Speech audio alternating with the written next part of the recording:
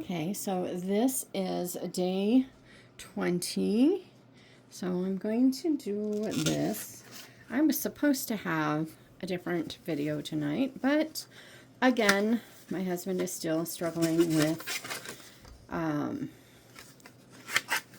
insomnia, so he's been out here, which means I cannot record. So, Christmas labels, how cute. Because of that,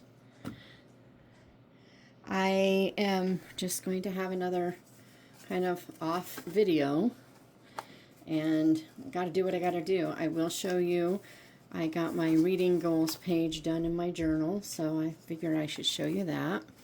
But yeah, it's interesting. Oh, that is the right spot. It didn't look like it. So here we go. Oh, looks like we get another thing to embroider today. So this is, I'm not sure what it is. Let's see what it tells us. We've got some floss, obviously. Let's see what it says, because I can't tell. I mean, they look kind of like candy canes, maybe? Yes! Creating candy canes today. And a little something extra. Not sure. Oh, you can add extra lights, it says, to other things. But we're going to do candy canes. Awesome. I like candy canes. They make everything festive. Very cute, very cute. Okay, let me get my journal. Okay, so here's my reading journal, and I'm not sure where the page is, but I will find it. There it is. No, that's your Read Your Bookshelf Challenge. Goals. Goals are over here. And right there. So first, I am flinging stuff everywhere. So I decided to come up with simple, achievable, and yet meaningful to me goals. I made sure I took into account things that matter to me in some of the other things that I'm doing, as well as, and I did that also on that bingo board, you know, things I already knew I wanted to do for the year. I made sure that I put, like, hey, you've worked toward it, you've achieved some of it, and yet I tried to keep it simple so that, I mean, one of the goals I really wanted to put on here, but I thought it was a little ridiculous, so I'm going to put it elsewhere just as a little note. But one of the goals I was like, enjoy what you're doing, because that's what this is about. But it's not quantifiable, really, because I may not enjoy reading one day, but I may need what I read.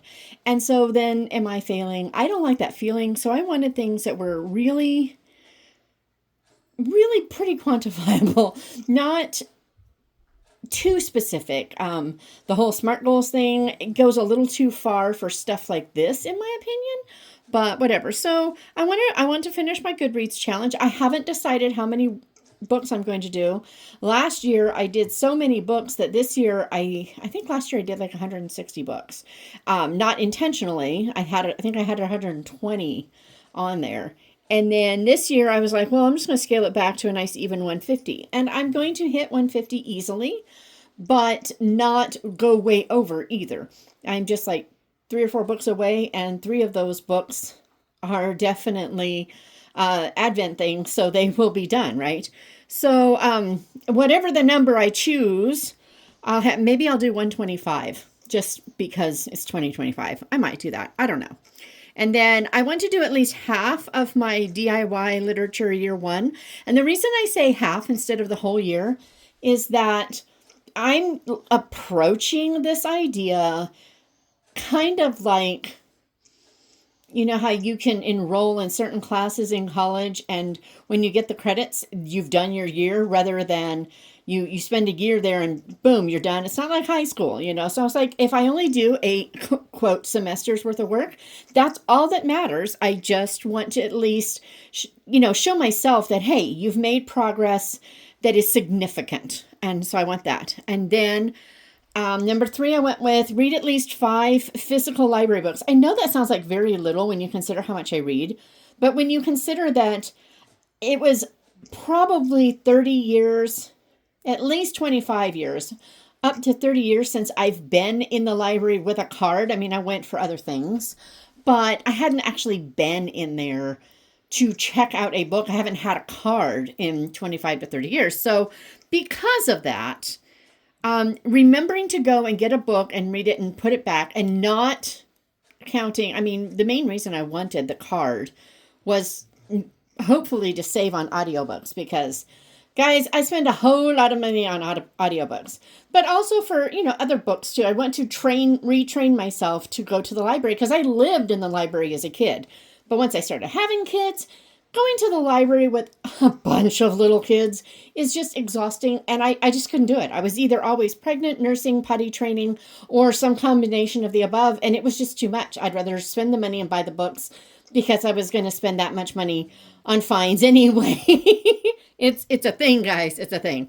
So we did that. And then, so I had my year of Googe and I had my year of Trollope. I have a little bit of spillover for Trollope.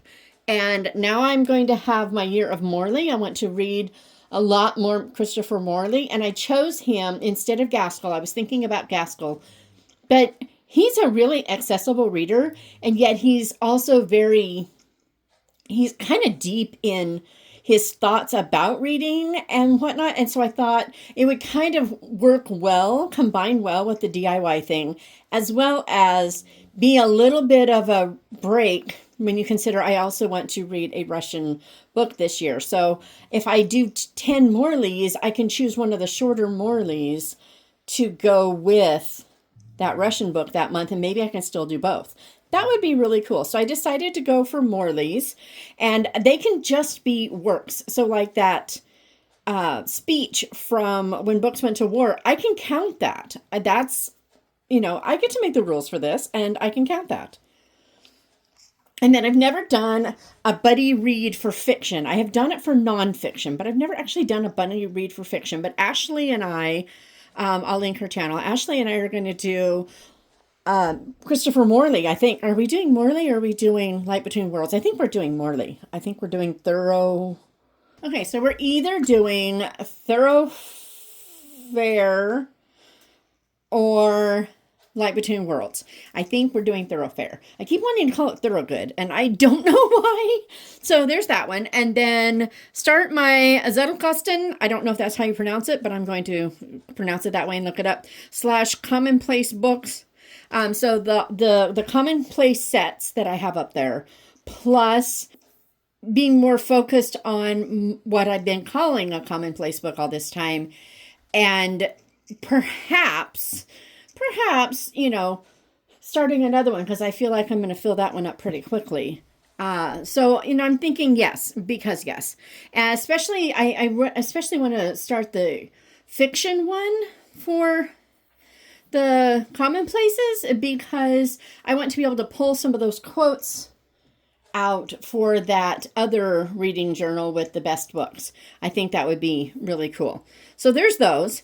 And then number 7, I just want to keep up my reading journal. And I have singular, but maybe it should be plural. I'm not sure.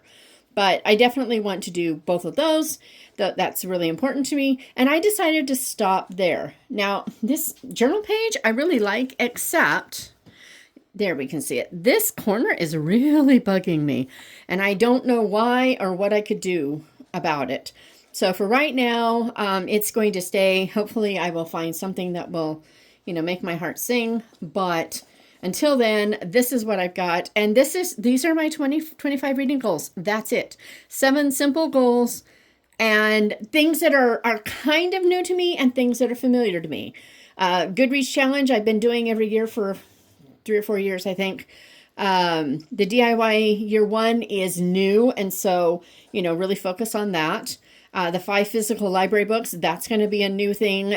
But it's kind of like old habits. Once you revive them, I'm thinking I'm going to pick up on this and run, but I can't be sure. And then the Morleys, that's something I would have done regardless. So it's an easy win and yet a fun one. And buddy reads, I've not done this before, but again, very accessible. This Kettle Custom and Commonplace, that's going to be a little different because I have to retrain my brain. And so that's going to be a challenge, but not overly challenging. And then keeping up my reading journal, I'm changing how I've done. Up until now, my reading journal has been open-ended with no actual dates on things, except for, like, I remember Chantal's You've Got Mail readathon, readathon. That one, you know, it's specific to a certain time. But then it was over, you know, but I didn't do monthly pages. I didn't do, you know, stats. I didn't do a lot of these kinds of things. The only things I would have done are like this one or this one. Those would have gone in it. But, you know, I just put in books as I got them done. And then if I didn't put a book in because I wasn't in a place where I could do that, then I didn't do it. I was like, okay, okay. And so, yeah, we're going to see how this works, this new journal idea. I'm going to make myself use it for at least 3 months. And if after 3 months I don't enjoy it, then I'm going to call it I did it. If I'm consistent for those 3 months, I'm going to count that as a win, and I'm just going to move along. But doing the pages the way I am, it's kind of cool because you can see where I've worked on pages and where I haven't. So that's kind of neat. And it's going to get chunky because I do like to scrappy in it, but that's okay.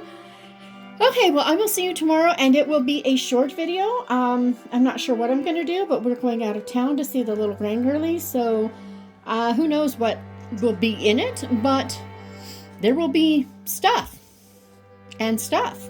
Have a great day.